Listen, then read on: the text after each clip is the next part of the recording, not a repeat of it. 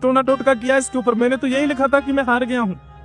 बहुत बड़ी भूल हो गई मुझसे, मेरे से ही गलती हो गई होगी। आप बताओ अब क्या करना है, अब क्या करना? आप जो कहेंगे मैं करने को तैयार। बोले नहीं, शास्त्रार्थ करो और हमसे हारो। माधवदास जी बोले, क्योंकि माधवदास को पता था कि मुझे हरा नहीं पाएंगे। माधवदास बोले शास्त्रार्थ रहने दो, मैं हारा हुआ स्वयं को आप जो कहोगे मैं कर लूंगा। बोले तो फिर एक काम करो। बोले क्या?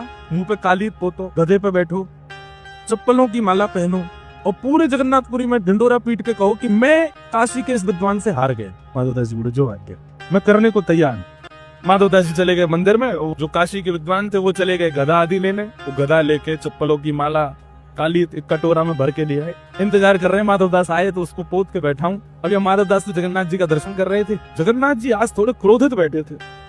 तो एक रूप से तो जगन्नाथ जी वहीं थे, दूसरे रूप से जगन्नाथ जी ने माधवदास जी का रूप धारण किया और माधवदास जी का रूप धारण करके जगन्नाथ जी बाहर आ गए। बाहर आकर के उस विद्वान से बोले कहिए। बोले बैठो गधे पे। बोले सुनो, इसको रहने दो, पहले तुम शास्त्रार्थी कर लो मुझसे, हाँ हरा दो हमको, बैठ जाएंगे। वो तुम तो कह रहे थे कि बिना शास्त्रार्थ के हारा। अब ठीक है, मेरा मति बदल गई, दर्शन करने गया ना, अब मेरे को आया कि नहीं पहले शास्त्रार्थ कर लेना चाहिए, करो शास्त्रार्थ। अब महाराज जैसी शास्त्रार्थ प्रारंभ हुआ, भगवान से कौन जीते? ऐसा हराया कि महाराज भीड़ इकट्ठी हो गई वहां पर, सब ताली बजाने लगे, माधवदास जी की जय जयकार करने लगे। काशी का ब्राह्मण कहने लगा, बोले भगवान क्षमा कर दो। नहीं क्षमा नहीं, बैठो गधे पे बैठो। विद्वान को बैठा दिया गधे पे, मुंह पे पोत दी काली थी, चप्पलों की माला गले में पहना दी। बोले पूरे नगर में हल्ला करके आओ कि मैं माधवदास से हार गया। तो जो आ गया पूरे नगर में घूमे, मैं माधवदास से हार गया, मैं माधवदास से हार गया। जनता तो उनको घेर के चलने लगी। माधवदास जी वहां से अंतर ध्यान ठाकुर जी थे। अब थोड़ी देर में असली माधवदास जी निकल करके आए मंदिर से। और तो आए, कहाँ है विद्वान देवता, कहाँ है? गधा में बैठ जाऊं उस पे, काली पोत दो, माला पहना दो, मैं घूमू, कहाँ है?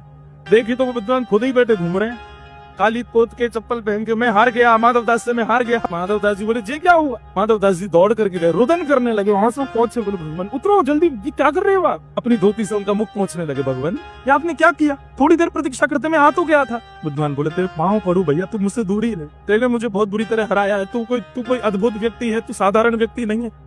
बोले मैंने हराया कब? बोले शास्त्रार्थ में हरा दिया, ये इतनी पब्लिक घूम रही है और तेने ही मुझको हरा करके इस गधे पे बैठा दिया। भैया मैं तेरे सामने कुछ नहीं हूँ, तू मुझे क्षमा कर। तो दास जी बोले कुछ तो अलग हुआ। श्री मंदिर की ओर देखा, महाप्रभु जगन्नाथ जी खड़े हुए दिखाई दिए। माधवदास जी दौड़ करके गए, भगवान ये आपने क्यों किया? एक विद्वान ब्राह्मण की तो इस प्रकार अवहेलना। बोले अच्छा, और जो तुम्हारी अवहेलना होती वो? बोले तुम मुझे अवहेलना से कोई कष्ट नहीं है ना भगवान। कोई मेरे को अपमान कर दे, मेरी अवहेलना कर दे, मुझे उससे कोई पीड़ा नहीं, पर उस व्यक्ति ने तो जीवन भर केवल मान ही कमाए और आपने उसकी अवहेलना करवा दी। ठाकुर जी कहते हैं न मैं भक्त्या प्रणश्यति, मैं अपने भक्त का पतन नहीं होने देता। माधवदास तुम योग्य हो फिर भी अपनी योग्यताएं छुपाते हो। तो जब योग्य व्यक्ति मेरा भक्त बन के अपनी योग्यताओं को छुपाता है तो उसकी योग्यताओं का प्रदर्शन मैं करता हूँ, फिर उसको करने की आवश्यकता नहीं।